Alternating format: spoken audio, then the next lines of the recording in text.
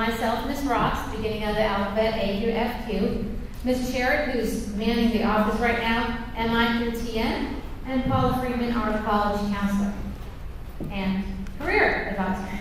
So, just to clarify, sometimes even students don't know what our role is, and so probably if you've been to Medea, you might be more familiar what counselors do, but we are here for every student need. So students come in for social things, they come in for friend problems, they come in for teacher issues, they come in for college questions, they come in for their plan of what they're going to take for the following year. So it's really everything. So we wear many, many hats. So sometimes students don't realize we do a lot of social and emotional counseling, and parents don't. And we do. And we also help to refer students out for other needs. So that's pretty much all the hats that we wear. And as we all know, if we have students who are social and emotionally happy to do better academically. So that's why we do all those things. Is it that fast? Okay. And I'm so proud to introduce Paula Freeman, who's been a new addition to our school and just a wonderful person to have on board. Thank you, Julie. It's nice to be here. I wanted to go over what we have available in the College and Career Center. Most of you probably know that we are in room C6, very easy to find on the main quad.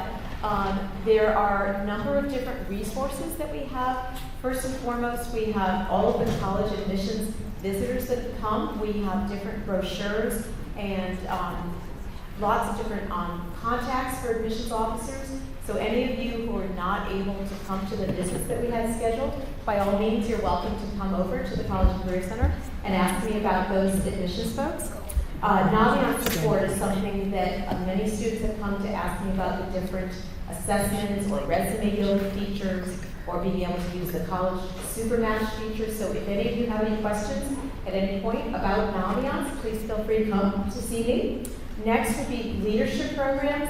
A lot of you probably received the emails that I sent out with regard to, we have a number of organizations that are really interested in Oak Park High School students for leadership programs. I send those out via Naviance, but there are also flyers in the College and Career Center. So if you're interested in any of those, whether they're summer programs, youth ethics, youth leadership programs, please come see me. Test prep, that's a big area, especially for starting usually in later 10th grade and also junior year and senior year. We have packets of information and practice tests for the SAT and the ACT, and also if you need any help with, let's say, registering for the exams or sending score reports, you're most welcome to come over to the College and Career Center and ask me.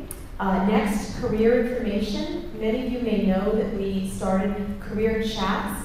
They're held usually on Fridays in both the fall and the spring. We bring in different speakers from outside to talk about different topics. Very pleased that we have an Oak Park High School senior, Rachel Lynn, who's coordinating that. And those of you who are obviously sophomores, you're absolutely welcome to come and hear these speakers talk about different subjects and careers. Next, summer enrichment programs. We're starting to get a lot of information from outside companies on internships, job opportunities, job shadowing, scholarships, study abroad. So please be on the lookout for information I send via Naviance and also what I post on the whiteboard outside of the College and Career Center. Next is a really big area, scholarship information. We have loads of scholarships now in Naviance. They're in the scholarship section. We probably have somewhere between, I'd say 60 and 75. And many of these scholarships are available to 9th through 12th graders. So all of you sophomores should be checking Naviance in the scholarship listing to see which of those scholarships apply to you. And lastly, we have a whole list of peer tutors. Oak Park High School students who are volunteering, or actually they've signed up to be paid tutors for different subjects. So anybody who is struggling and would like to have a peer tutor, feel free to either stop by the College and Career Center or email me, and I'll be happy to provide you with that list. Thank you. All righty, thank you. Now I'm going to move over here because I was told the mic does better over here for recording. All right, so just to go over our graduation requirements, how many people have already had one of their children go through Oak Park High School? Okay, so that's a little less anxiety for you guys because you've done it once. I think my counselors would agree. We see anxiety kind of going down in the parents, I think, as the students are here longer. So 10th grade parents seem to have a lot of worries about how their child is going to function in school, what classes they're going to take. And they kind of, I think the students kind of pick their path that they find comfortable, and the parents kind of go, oh, okay, well, this is what they're doing. So hopefully this meeting helps calm some of those anxieties. Our requirements have changed a bit, and it's actually to de-stress our program. We're requiring 10 less credits to graduate, which gives students a little wiggle room, and it also gives them a chance to, if they fail a class and want to repeat it, they don't necessarily have to do it in summer school. So it's supposed to help them relieve a little stress. Still, they take English every year. They take social studies nearly every year because they have health and geography in freshman year. Math is only a 3-year requirement, and then PE for 2 years. We have our Foundations of Science, which is, Foundations of Science, which is taken in either 9th or 10th grade, depending on your math level, followed by biology, and then chemistry or fundamentals of science, depending on your goals, where you're headed to, and also just how much you enjoy science. And then visual performing art, which is still required by many colleges. And then you get to choose electives. So we no longer have take a practical skill and a technology. There's so much overlap in those classes that now students have the freedom to choose which electives they're interested in, and we think that's great. Now we go into the UC and Cal State program, which is what we gear most of the students to follow, because frankly that's where most of our students end up attending. And they have most of the qualifications students will automatically get because they're at a college prep high school. So they're going to get their 2 years of history, their 4 years of English, and 3 years of math, meaning they have to get to Algebra 2, but most of our students go beyond that. They're going to have their lab sciences, which is their biochem, and now our foundations class is also a lab science. And foreign language, which is not a high school graduation requirement, but they are required to have it for college. And then the year of art, which is also our high school graduation requirement. And then electives, so they're going to take college prep electives. So sometimes students worry about planning everything out. It's almost kind of pre-planned anyways. So they're really just choosing, what things do I like and what things can I fit in? I want to just add one comment about the college prep elective. Kids frequently get confused and parents get worried when they get to their senior year and they say, I haven't taken that yet. Well, the thing to remember is if you are a student that's going to take a 4th year of math or additional years of foreign language, or you've taken a visual performing art and you take an additional class, that additional class in excess of the requirement, beyond the requirement, automatically rolls into the college prep elective. So they don't need to start rushing around looking for other electives to take if you're already going to exceed one of these core requirements.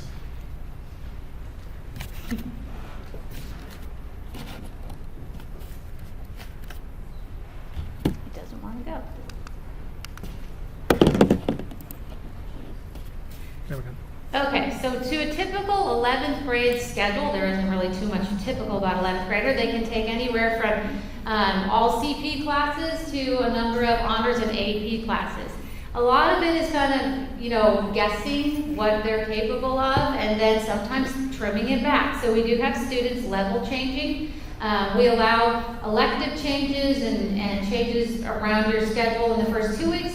But up to the middle of the year, the 11th week of school, students can opt out of an honors or AP class as long as they're room and go down a level. So sometimes they do take things that are too difficult or just too difficult in combination. So you have your English, we have CP, honors, and AP, and then the same thing with U.S. history. Science, generally, they're going to stay with chem or bio, but we have levels in that as well. And then math, just take the next step where they left off. And then they can have room now to fit in electives and continue with their foreign language.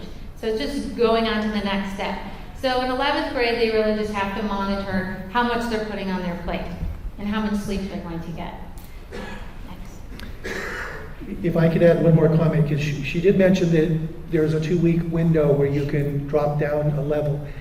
No, But, 11. or what did you say? You said a level. A level. Schedule changes. And do schedule changes. The point I want to make is there's no guarantee that you're going to get into that next level and be able to keep all of your other classes. So that's why it's that much more important that your students and you do your homework about what classes you're going to take. We're going to have an advisement night where all the parents are here. We have AP and Honors information meetings. Make sure and do your homework before you select these advanced classes, because we can get you out of them, but you may end up now losing that elective that you really were hoping to take because you now want out of that AP or Honors class. So be forewarned. Or you're stuck. Or you're stuck. Or Right. you're stuck in that AP or Honors class. And how that works is, originally when all the choices are sent to the computer, you'll get the combination you want. But once you switch out of those classes, now you'll have, that period's full, so I can't move into that period.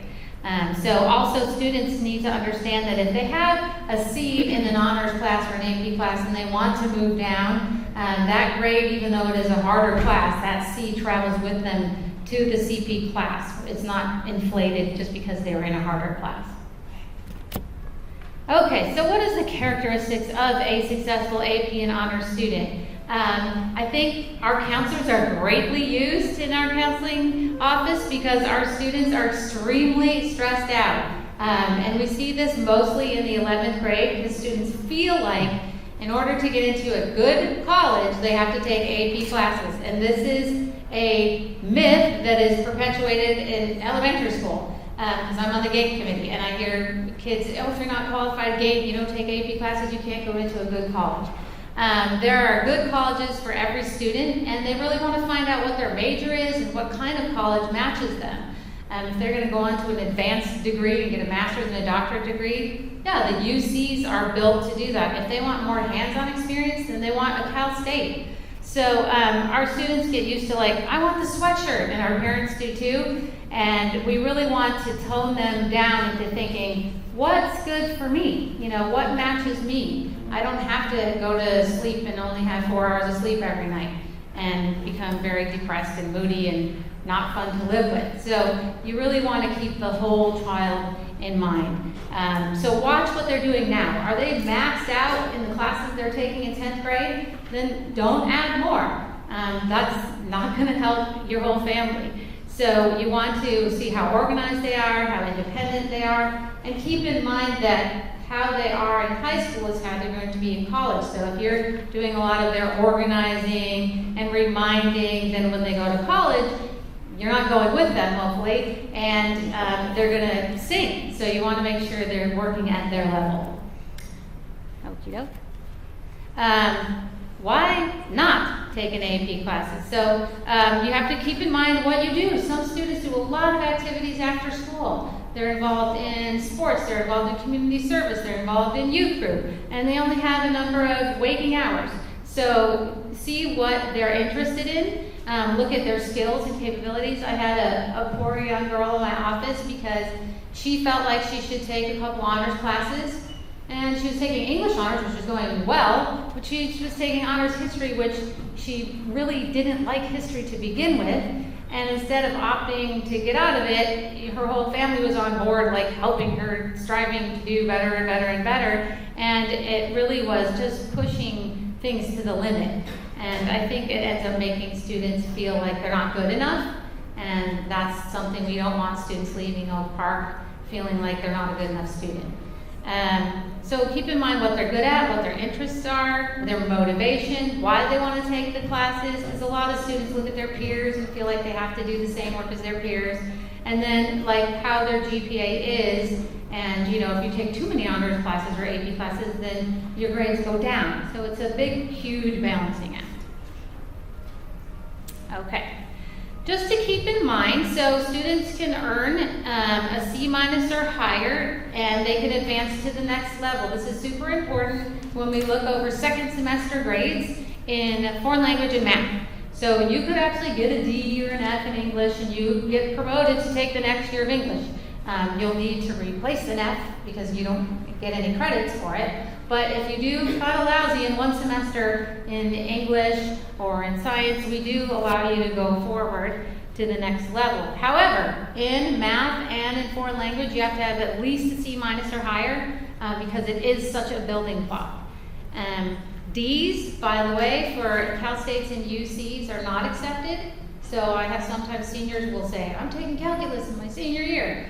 And I'm thinking, well, it's kind of risky. And they get a D in first semester of AB calculus, and all of a sudden the colleges are now not going to accept them. So they really have to be mindful of the classes they take, especially in senior year, because there isn't that summer left to repeat classes. For GPAs, we use an unweighted GPA, so the maximum GPA for our students is a 4.0. We will still have available to students the estimated UC and Cal State GPA, which is also when they put in their application, they will receive that GPA as well. And we work with the students and give them their transcripts in 11th grade so they know, oh, this is how UCs and Cal States look at my GPA, and this is how other schools look at my GPA. I just want to point out, when you look at the PDF of the PowerPoint online, you'll see that OPHS GPA class rank website. That's a live hyperlink. We have a web page that explains in great detail our GPA policy, why it's valid, why it doesn't adversely affect our students in the college admission process, and gives you a range of details for you to consider, as well as our rationale for not ranking students. Okay, so what do colleges look at, since a lot of students are interested in that? They do look at grades, but they also look, did you challenge yourself? So did you take an honors class when you were getting an A? Did you up it and try a little harder? They'll look at your ACT and SAT scores. They look fondly on leadership. So were you leading, were you captain of the tennis team, things like that. What other extracurricular activities you're involved in. It could be babysitting, it could be work, just how do you spend your out of school time. Teacher and counselor recommendations are heavily weighted, so they want to see how you are in the class, how you work with your peers, how respectful you are, how honest you are. They want to see if you focused on something. So a lot of times students feel like they have to do everything, and colleges are actually the reverse. They want to see someone who consistently stays with something. So you focused over 4 years, you stayed in the band for all 4 years, something like that. And then your own personal statements and essays are part of the college application process. And then what a lot of students forget is they do have their own creativity. A lot of my students like to bake. And that's a stress reliever. So that is a sign of creativity. And then specific talents they have. Now, no college admissions officer is looking for you to hit all these. Okay, some students are more creative, some students are more oriented to community service. So you absolutely do not have to make sure you do all these things. Entrance exams are very important. So most colleges do require them, although a lot are opting out of that process. But for the Cal States and UCs again, you do have to either choose from the SAT or the ACT. 11th graders in the fall should be taking the PSAT. That's the level it's geared for, although many 10th grade students also choose to take it. For national merit, it is the 11th grade sitting that qualifies them for the national merit. Subject tests used to be required a long time ago. So now for the colleges, subject tests just add to your application. So it is a benefit. It can't hurt you if you have a lousy day and you score terrible on like a biology SAT. But if you take it and the score ends up pretty good, then it's just another little feather in your cap in your application. And then for engineering majors, everything's always much harder, so that you want to make sure you take the Math 2 and some science subject tests along the way before you apply. Our school has a link on here, so we have mock tests every year and boot camps for students right here on our campus. All right, what are your goals during high school? So there's a lot of them. Is it to attend a top tier university? That's what everyone's goal usually is, but then they refine it to be like, no, this is what I actually want. Is it to participate in things at school? So you really feel like a part of school. That can be super rewarding and a great memory for a lot of students. And maybe it's to gain social skills and a good peer group. Sometimes people just take this oh, that's just normal, that just happens. No, sometimes it doesn't just happen. And this is super important when transitioning to college. I know of a student who had like a 4.5 GPA a few years ago, stellar scores, super smart, very math and science oriented, got into an Ivy League school, and didn't last till Thanksgiving because he really didn't have social skills, and the dorm life and the socializing was very hard for him. So those are super important. Build your character. This is what counselors like to write about in our letters of rec. And find out who you are. What would you want to do for a career? What makes you tick? You have to be happy. They've done a lot of studies now on positive psychology where we perform better when we're happy. You know, who would think? So we want to make sure students are happy and that they set up themselves for life to be happy people and emotionally stable. Do they want to go to community college and trade school? They want to take a year off. They want to find themselves. There's a lot of different options. Going into the military. We try not to be like single focused on, Ivy League schools. And then family priorities and spirituality, community, things that make us people who we are and make us well-rounded. So these are things that students might not think of, but that make them a whole person. All right. And then developmentally, I always say a lot of students come in and they don't get along with their parents in 10th grade, and I think it really helps both parents and students to know that's normal. You're not really supposed to get along. Do you really want to live with your mom forever? Do you want to stay at home forever? No. Well, it's developmentally normal for conflict to happen. We have a lot of control over kids when they're little. We drive them places. We know where they are 24/7, and then they get older and they're in someone's car after they're at the drama production. You're like, where are they? And so it's normal for parents to feel anxiety and for kids to kind of feel smothered. And that's just the recipe for conflict. But it is normal, so we do want to just step back and go like, okay, some things I have to do differently, and instead of like making sure we're surrounding them with lots of smothering love, we need to think that, okay, they're going to go to college, and they got to make these decisions and have this independence when they get there. So I had a therapist who used to say, it's like when we train them to ride a bike. We run alongside them, and then we let go, and then they wobble, and then we grab it again. So it's that kind of thing a lot in high school. And they're going to date some people you don't like, and they're going to make mistakes, and they're going to hang around people you're like, I don't know about that one. And in the earlier years, we can control all that, and definitely in college, you have no control. So it's helpful to do a little baby steps along the way. Okay. So 10th grade success. Sleep. They keep doing studies on sleep, and this is why they mandated now school has to start, I think, at 8:30 at the high school, except for 0 period. So that is hugely important to mental health. It's hugely important to focusing, that students get sleep, and I think it's up to 11 hours that teenagers actually can use. So their circadian rhythms want them to go to bed later. I think it's around 11 o'clock, but you want to make sure they're not staying up later than that. Because it really affects their emotionality. Eating healthy, that's kind of what a lot of students don't want to do, so try to encourage them to eat healthy, plan fun times. There's a lot of times we have kids who aren't doing well emotionally, and we make them plan some fun, plan something with your friends. Stay connected. It's not always about studying. Reduce your stress by attending 7th period and showing up and helping teachers help you get organized. And don't make grades the most important part of school, because it's not something you'll remember as much as the fun things that you did. Alrighty.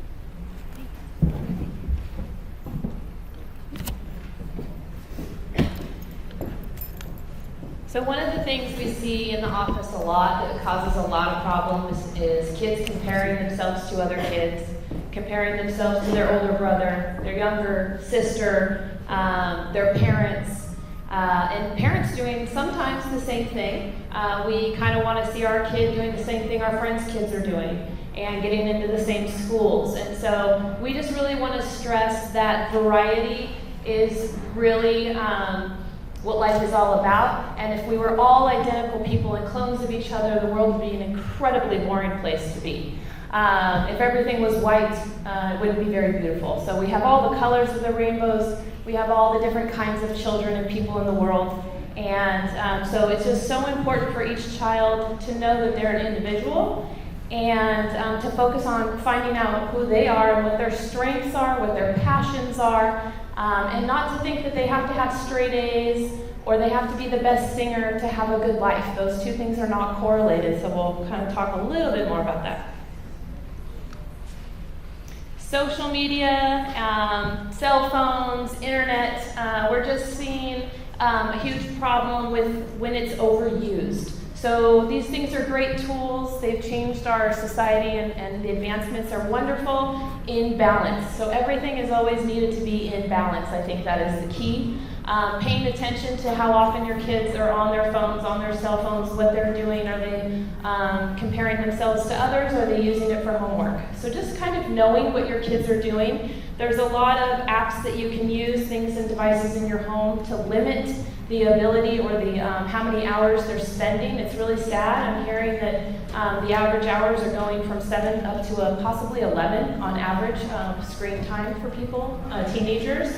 So when you're on screen, some things that people are not always aware of is that it's putting off certain emissions that are stimulating the brain, it's stimulating the mind, and it's making it difficult for kids to relax, making it difficult for them to fall asleep and actually get sleep at night.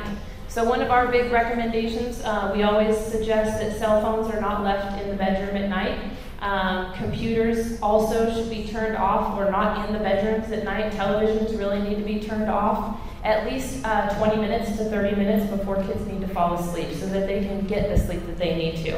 And social media, again, just over-comparing yourself to what your other friends are doing with social media, because a lot of social media is a brag page, and they don't tell you, they only tell you the good things that are happening, and so we don't want to be over-comparing or just over on the internet in general. Balance is the key there.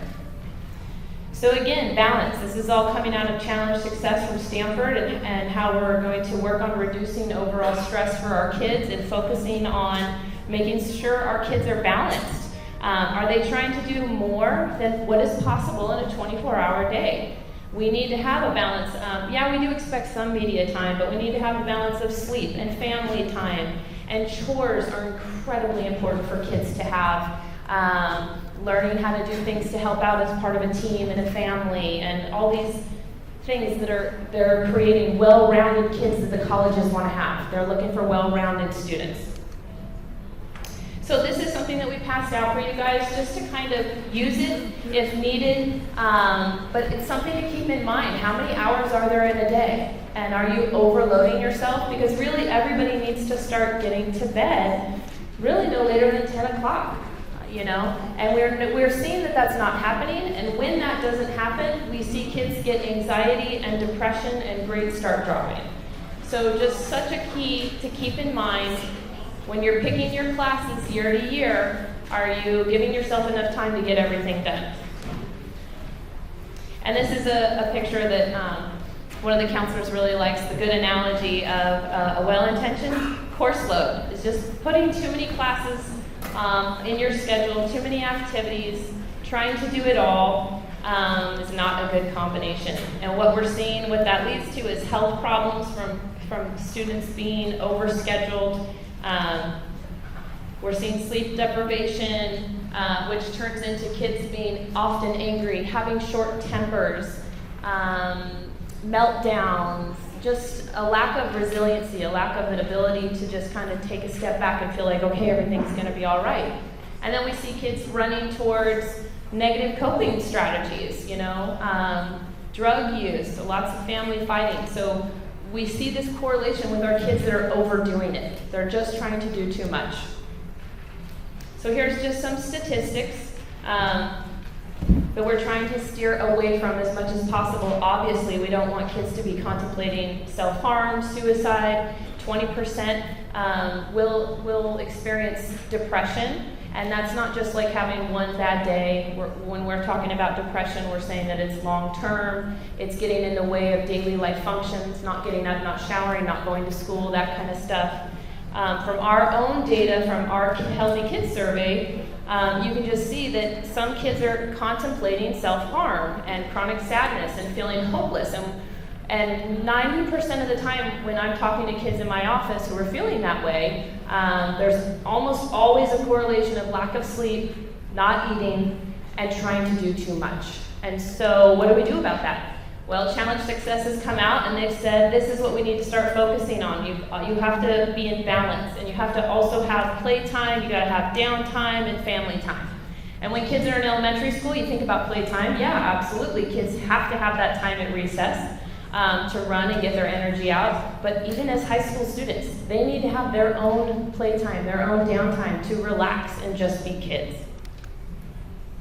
So at school, these are just some suggestions. If you or your friends are ever struggling, these are some of the things that we suggest kids do at school to help cope with finals or a breakup or whatnot. It could be a normal thing, it could be a pervasive thing. These are just some of the things that we could use to help kids. Again, we hope that if kids are struggling that they'll come in and they'll talk to us, and we can go into all of this in more depth with them. These are some things that can be done at home. So parents, you guys could be looking at this. If your child is starting to look unhappy, they're starting to look like they're stressed out, just having someone that they can talk to, a parent, a friend, an aunt, an uncle, that just honestly listens and hears them out is very, very, very helpful for kids to feel better. Exercise also, at least a minimum of exercise, because in 11th and 12th grade, not everybody's still taking PE, but everybody should still be exercising at least 3 days a week, 20 to 30 minutes, just to release those happy endorphins in the brain. Also, there's a lot of research that before exams or before big decisions need to be made, that if you can do some exercise, at least 5 to 10 minutes, even if it's jumping jacks in the hallway, if you do that right before an exam or right before big decisions, it just helps your brain think more clearly, access the information you already have, and make better decisions. So huge correlations with exercise, very important to continue all throughout life. Some deep breathing, and I could go on and on, but I'm going to let, if you have more questions about this, we could always talk with you or students later at that time, because there are some things that kids can do. So I love this little picture because so many kids think that I'm going to get from A to B and it's going to be just this easy. And once they come into their first problem arises, the waterworks can fall, and they think that their whole life plan of being successful one day has come to shambles because of one exam or because of a friendship that has broken off or not getting the lead role in a play. So it's just so important to understand life does not always go smoothly. That is what someone might be showing you on Facebook. That might be something you see in the movies. But the reality of real life, it's going to look more like down below. You need to know that kids are going to run into problems. And it's all about how do we get through them, how do we work with it together, how do we communicate through it, and never give up. And so that's this picture, that success is not just an easy one-way path. It is that persistent person that could fail again and again and again and again, but that they're successful because they never give up and they continue to try. And that's how they reach the ultimate goal of their success, what was defined in their mind, what they figured to be successful. So we are going to have more informational presentations every year. The next one will be in February. We also have a college knowledge night. We have a financial aid night. So it's so important to make sure that all of you are getting our emails. So if you can, when we go live, he's going to show you Naviance, but it's very important to go to the profile, make sure the student's email is actually an email they're checking. Make sure your email is accurate, not just in Q, but also in Naviance, because College Career Center and we are sending out emails through Naviance. You also want to make sure that you're getting the parent squares. So if you haven't gone in and figured that out and activated that system, that's the only way we're going to be able to get the information out to you so that you know what's going on. And we're trying to get it out in the e-news. So we're doing everything we can just to advertise. We do have those resources that we already mentioned in the College and Career Center. We have a ton of information in Naviance, and we are going to go live to show you some of that.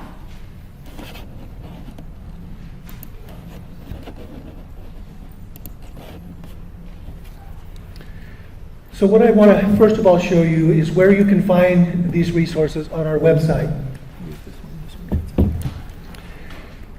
So, in the college information channel of our website, we have a wealth of information here. You heard about the College and Career Center. There's the link to our College and Career Center and a wealth of other resources. But in particular, I want to show you, coming back to the college section, a link here called College Prep Pathway. On this page, what we've done is we've broken out every year of high school with information that each student in each year of high school should be taking care of. So we're in the sophomore year. It references, so for example, this is the page, the sophomore page that we're going to post this year's recording. So this is last year's recording. There will be a new one up by the end of the week. And then also the PDF version of the PowerPoint will be posted right here on the sophomore year. The sophomore year is all about getting involved, doing community service, getting to know the College and Career Center, getting to know Naviance, which I'm going to showcase for you in a moment. Consider the PSAT. Now, typically, PSAT should only be taken by students who are taking Algebra 2 or beyond, because the tests beyond that. So it can be demoralizing for students to sit for that test before they've even taken Algebra 2. The SAT subject test that you heard about, best time to take those, if you're really good, for example, in math, science, or world history, take those in May, June, or July of your sophomore year, right after you've finished taking those classes.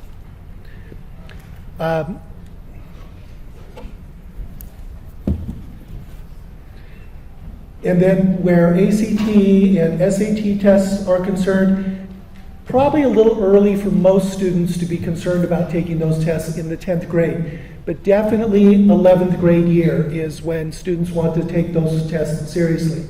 And then, yes, doing some research on honors and AP courses. Under the Our School section,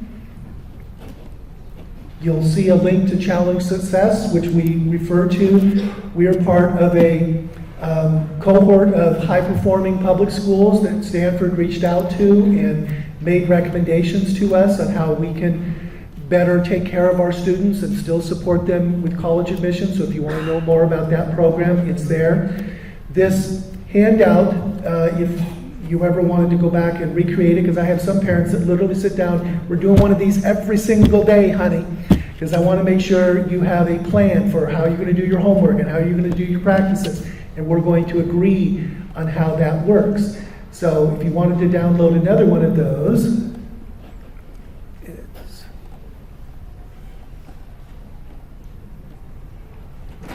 it's in the parent section, I'm sorry.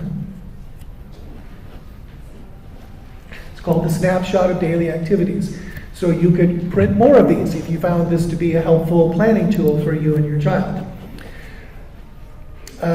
So now I want to take you to Naviance. The link to Naviance is here on the home page. And I want to point out, people get confused, it says email or username. It will never be your email. I'm talking to the students. It will always be your Oak Park student ID. So the same student ID you use to log into Q will be the username for Naviance. And the password will also be your Q password. So you don't have to remember two different sets of logins. So I have a fake account I'm going to log into right now.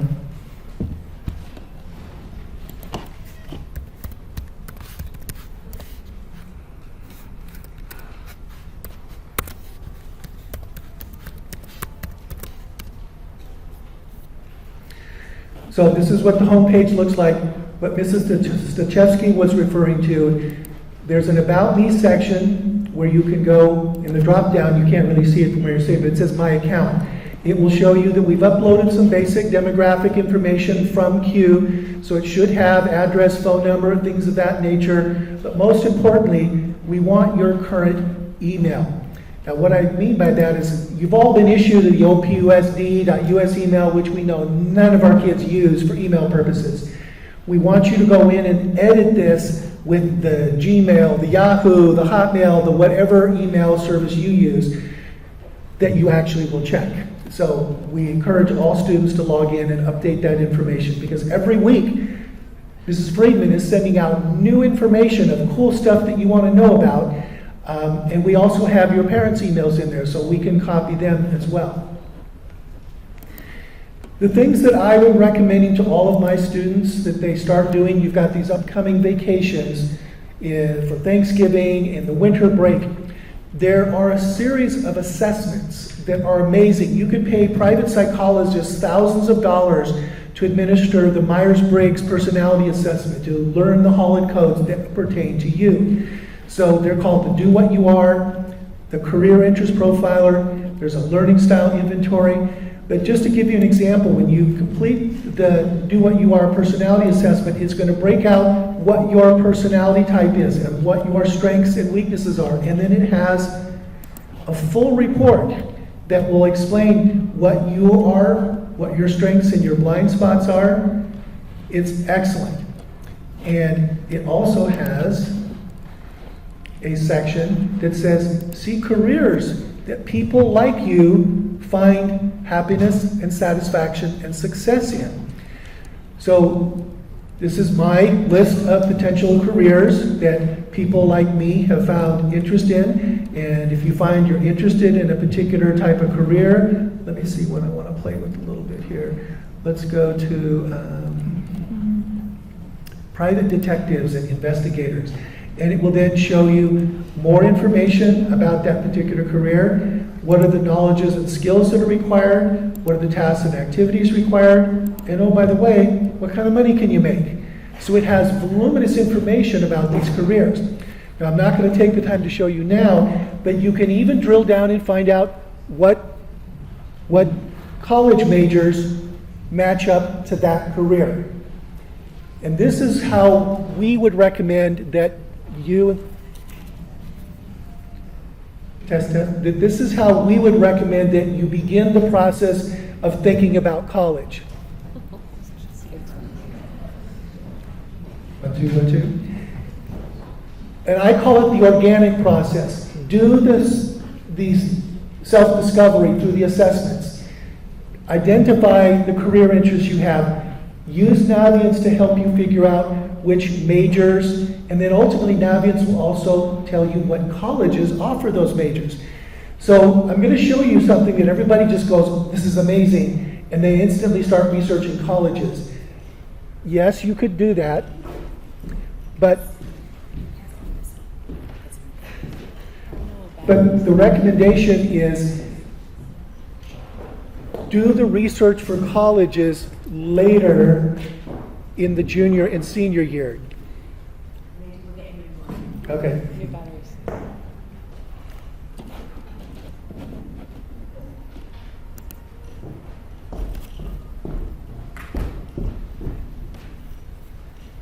Test, that's better.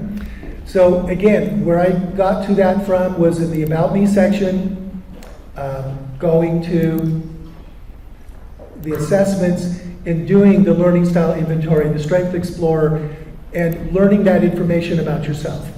Now, the next thing I'm going to show you is the Courses tab. We're going to be selecting courses. You and your children are going to be selecting their courses in February. Naviance has an amazing course planning tool that, again, using these upcoming holidays would be a great time to plan. So it has a variety of different graduation plan surveys. The one that I recommend that everyone start with is the one that will help them meet their Oak Park High School graduation requirements. So I've begun one, and you'll notice that based on what I've already started to play with, it knows that 230 credit graduation requirement that we showed you. It knows each of the subject categories. And so, for example, I'm going to come to social studies here and say, okay, I want to plan for social studies. I've indicated already that I am planning to take U.S. History Honors, but I still have these other courses. The thing that's really cool is you're looking into the future. If you want to know what classes you want to take, and you click on these, there's the full course description with the prerequisites. So this is a great way to do research and start to figure out what classes you might want to be taking this year. And then when the course advisement process starts to actually start going and talking to teachers and going to those information meetings. So when I decide to add a class, so let's see which class I want to add here. I'm going to say I want to add World History. That's the class I didn't add. And if I wanted to read more about world history, I could pop up the course description, but then come down, click Save. It'll verify that you want to add it in that grade year. And then now it shows that I've completed planning for that subject area. And the beauty of this is just yours to play with. You can come back every year and update this. There are other things that you can do with the course planner, and that includes, I'm going to go back to the beginning again. There are plans to determine NCAA eligibility. There are plans to determine University of California A to G eligibility. The way you do this is you just begin by planning your high school requirements and then moving all those over into those other plans. And then moving them over into the other plans. And then you will find out if you've adequately planned for not only your high school graduation, but also to plan for your NCAA eligibility and your University of California eligibility. And then if you're interested, you can open it up and it'll plot it out and show you your plan in this format as well. So this is important, and I think it would be very wise to have you and your students start working on these plans. Now let me show you how to start a new plan. Create a plan from scratch. And you can see here are the different plans I'm referring to, the NCAA, the 230 credit graduation requirement, and the UC requirement. My recommendation is plan out the 230 and then just ask the NCAA plan to pull over those classes and ask the UC plan to pull over those classes. Now, the other really cool thing I want to show you that most people rave about when they think about Naviance is the college section. It has some amazing search engines. And again, to use this the appropriate way, you do the assessments first. You learn what your students' passions and interests are. You research which majors go with those. And then you go in and use the super match or the college match. You use these search engines because they have the ability to let you select whatever criteria you want to include in the searches. And so you can see, here's an example of a search I did that it then compares all of these schools across, showing you what percentage of the criteria you referenced you want to include. It has their GPA, their SAT, the ACT scores, their average rates. It's got a little video profiles, tuition. It's just a wealth of information right at your fingertips to help you compare and contrast the various schools that you might be interested in that the search engines will identify for you. So what all of our seniors have been doing this year is they use these tools and eventually they load them onto their colleges I'm applying to screen. So this is where we are working directly with the seniors. They've got all their colleges, they have their deadlines, how they're applying, and then we work with them on those. So let me use a fairly popular school at Cal Poly San Luis Obispo. Over here under More Scattergrams, we have been using Naviance now since 2010, and we pull that data every year from our students. And so, for example, with Cal Poly, you can see for the last 3 years, fairly consistent number of people have been applying from Oak Park High School. If you can see, these are little heads. You can see the dark blue heads. That's how many were actually enrolled in the school. And then there's the scattergrams. So it will actually plot you. So in my fake student case, there's my little face with the GPA that I created for myself and my SAT scores. Ultimately, your children will be inputting their own SAT or ACT scores. And it will plot you. And when you look at these, for example, when I put my cursor over one of the green check marks, that's a student who was admitted, it pops up and shows you what their GPA was and what their SAT or ACT score was. Now, you heard us talk about weighted versus unweighted. UCs and Cal States use a weighted GPA. So you can come here and toggle it down to weight it, and it will adjust the scattergram accordingly. So if I'm looking, if this is me, and this is a school I'm interested in, and I see the majority of people below this part of the graph are all red X's, what does that mean for me in this school? It's a stretch school. I'm probably not going to get in. You're welcome to be applying to whatever schools you choose, but this is a great tool you can use to be more scientific and thorough in deciding which schools to apply for. So it's a great tool. Use it now to do the personality and career research.